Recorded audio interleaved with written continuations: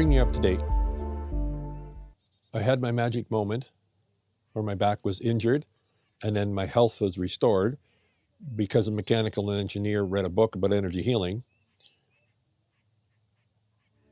Then I'm practicing this meditation stuff. I didn't have a clue what it was. And now all of a sudden I can feel energy from trees. Then I go to this meditation group, and in 2 or 3 weeks, now there's this vision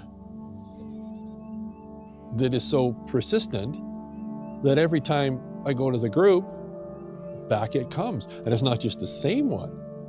I mean, it's the same vision, but it evolves and it changes. And now, even when I'm practicing my meditation underneath my damn tree, this vision comes back. And a vision is the only way I can really accurately define it. I talked about in chapter 3, the difference between visualizing and having I'm calling it a vision. Visualizing is we create, right? We create a picture, we imagine something.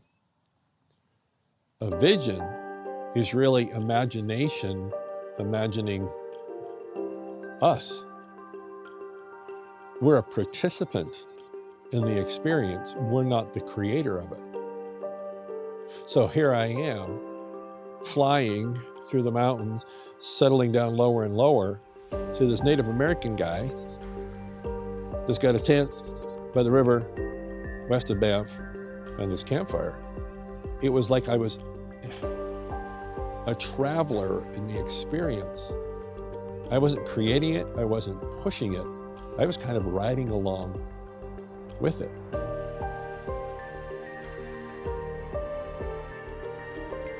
Then one day, I'm on my way home from the plant, right? I worked at an industrial facility. And I felt a presence in the seat beside me.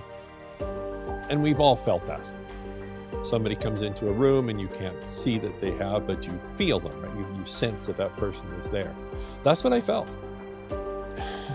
And I tell you, as accurately as I can describe it, I turned and I looked, and sitting in the seat beside me, just watching the scenery go by, and every once in a while he kind of just glance over at me and sort of smile, was this guy, dressed the same way, just sitting, just sort of enjoying the ride.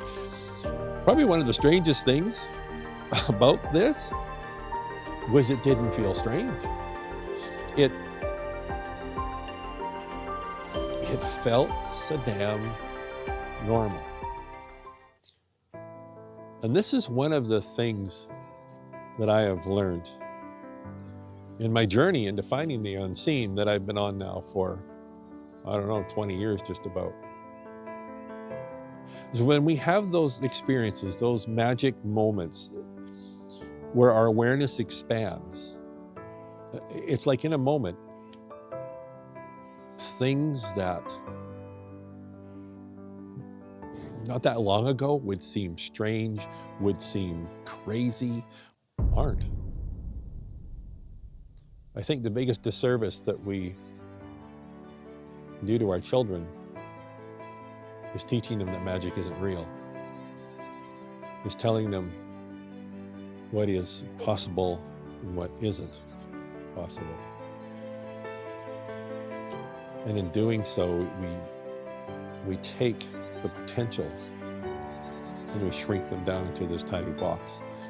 And we put ourselves into this tiny, tiny confinement. And the only experiences, the only dreams, the only aspirations that we can have that are appropriate are the ones that fit inside this box. See, that's what confines us, is the definition that we have surrendered to of what is normal. And then anything outside of it isn't.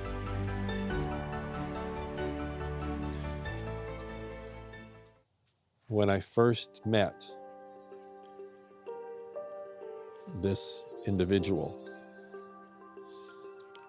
I asked him his name, and he communicated. It wasn't like a audible thing. It was more like a communication is the best way I can explain it. And he didn't give me his name, but he gave me who he was.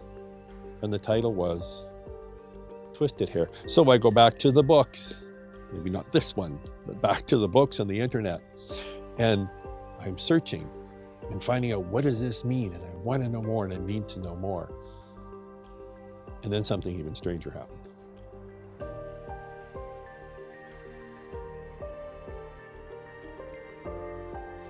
In the upcoming weeks, I got kind of used to him always being there. And he was always in the same place. He was about 3 feet over right there. Wherever I went, there he was. And as I said before, it wasn't strange at all. It was the most normal thing you could experience. And he acted in many ways like a mentor. And we would have these communications. I don't really want to say conversations. It wasn't linear.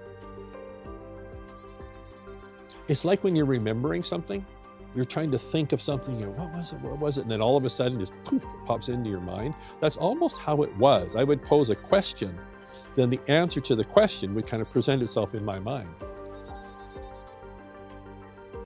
And then one night, underneath my weeping willow tree, in a moment, he went from here to here. And it was kind of unsettling because I had gotten used to him being over there. And so I tried to kind of put him back, right? Put him back over there. And I'd come back to here. And I'd do this, I'd come back to here. And he just wouldn't leave. It was kind of almost like it was enveloped. And I know that's kind of strange, but that's the best way I can explain it. So at the next meditation gathering, at the end, I spoke with Melody and I shared my story and I shared my experience. And I asked her what had happened. Okay, are you ready? If you're still with me, then we're going to go a step further. I asked the question, like what had happened. And she just looked and smiled at me. And I got the answer. Again, that sort of rush of awareness. And I said, is he me? And she just smiled and nodded. Here's what I know for sure. I don't know everything. And even though I've been on this journey for coming up to 20 years now, I have only scratched the surface of what is here, right now, just outside my awareness. And everything that I do to allow that awareness to expand is simply going to open up more and more and more of the realization of what's been here forever, and that I'm just discovering it. You may be watching these because you think I'm nuts and it's kind of interesting. Or you may be watching these because you've had the same experience or similar experiences or want to have the experiences. What I can tell you as a traveler for, like I said, almost 20 years now,